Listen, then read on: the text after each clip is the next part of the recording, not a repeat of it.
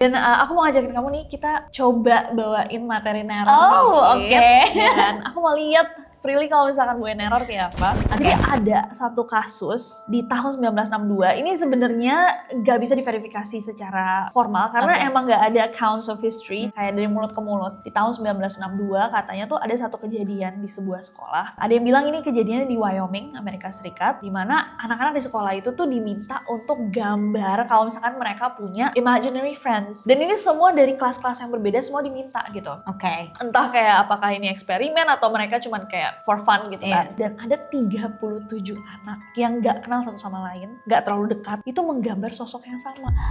Iya, dan hasilnya itu mereka menggambar sosok yang tinggi, matanya cekung, tanpa mulut, dan di tangannya itu ada seutas tali yang terbuat dari rambut.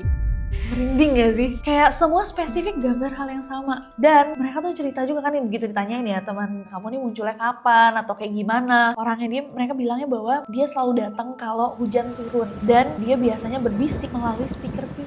Spesifik banget. Dan dia akan memberitahu rahasia yang mestinya kami tidak tahu. Kadang dark, misalkan gurunya tuh punya ini loh, nyembunyiin senjata di rumah gitu. Kayak gitu-gitu. Banget sih. Dan itu apakah nggak trauma ya anak-anaknya?